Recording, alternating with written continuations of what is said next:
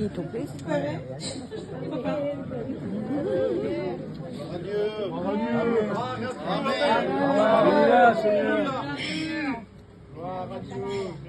j'ai pas grandi, malheureusement, je n'ai pas écouté.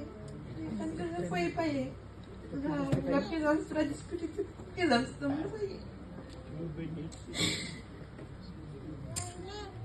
On avait une pipe ouverte chaque fois en bas de la télé ou pour faire beau, mais on ne connaissait pas réellement Jésus. On ne savait pas qu'est-ce qu'il a fait pour nous.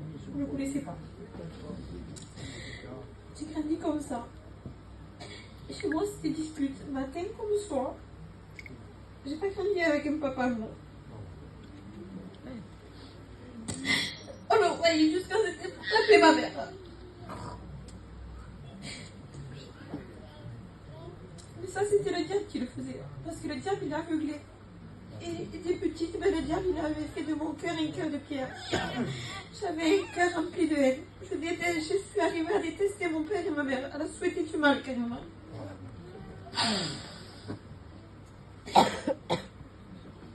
J'avais une haine envers ma mère parce que moi je voulais pas comme je souffrais tellement d'avoir un papa comme ça. Et je voyais tout le monde avec leur père, leur mère, c'était tout beau, tout rose.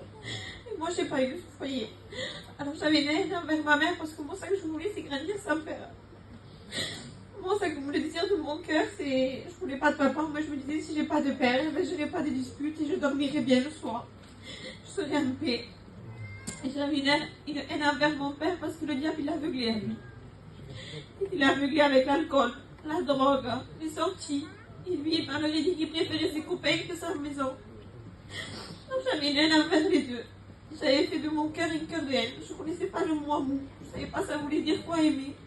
Je ne savais pas ça voulait dire quoi tranquillité. Je ne savais pas ça voulait dire quoi dormir bien, apaiser, un peu sommeil profond. Je ne connaissais pas. Donc j'ai grandi comme ça. Et puis un jour, ben, il a retapé. Il a retapé ma mère, mais cette fois, on n'y était pas. Et ma mère, cette fois, c'était la fois de trop. Elle était à la police. Et mon père, à travers ça, il a pris un choc. Il s'est rapproché des réunions. Et moi, j'en voulais pas de Dieu. Parce que je pensais que c'était lui l'auteur de mes souffrances, qu'il avait été d'accord avec mon vécu. Il ne m'avait pas regardé pendant tout ce temps. Il m'avait oublié. Je n'étais pas son enfant. Il ne voulait pas de moi. Il dit, ben, Seigneur, mais moi, je n'irai pas là-bas. Alors mon père, il allait, et des fois, il m'obligeait à aller. Il disait, viens, si tu viens pas, ben, tu sors pas. Et je me laissais pas avec ma compagnie. Alors, avec ça encore, ben, je le détestais encore plus. Le temps est passé. Et il est arrivé l'été. Et mon oncle Anthony, il a ouvert une réunion. Avec mes cousins, on a dit, eh ben, on va y aller ce soir. Mais on suivait un mouvement. On allait, on était bénis. Et en ressortant, on était dans le monde. Et ça qu'il y avait, c'est que chaque fois que je rentrais dans ces réunions, le Seigneur me montrait, il me disait, tu vas réussir à changer ta tenue. Tu vas réussir. Et il me montrait, moi en train de témoigner, il me disait, tu vas être une chrétienne. Moi, je dis, je peux pas, Seigneur. Je peux pas parce que je n'arrivais pas à me délivrer des pantalons. Et Seigneur, je peux pas, je suis trop jeune, je te suivrai, si tu veux, mais à la vieillesse, quand je suis réveillée, un petit me câlin. Maintenant, c'est pas le temps de Dieu que je te fais Seigneur. Alors, j'ai continué comme ça. Il est arrivé un moment où j'ai vu que j'arrivais toujours pas à me délivrer des pantalons, des habits. Et ça me bloquait. Moi, Seigneur, je veux te suivre bien, mais je ne peux pas te suivre comme ça, je te déplais.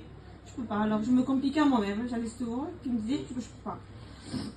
Alors, j'ai arrêté d'aller aux réunions. Mais je suis restée marquée des réunions.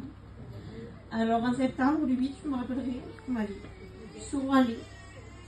Et cette fois, à travers la prédication, j'ai senti un amour. Une présence, une paix que je ne connaissais pas.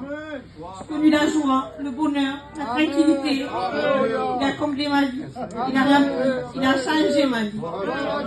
Aujourd'hui, je suis la fille de papa carrément. Et mon père, il a donné son cœur à Dieu. Ma mère, elle s'approche des réunions. J'ai eu ce cœur à cœur avec Dieu, mais réellement, j'ai pu suivre un mouvement. J'ai fait réellement cette rencontre de Dieu. Seigneur, je te suis, dans les bons, dans les mauvais.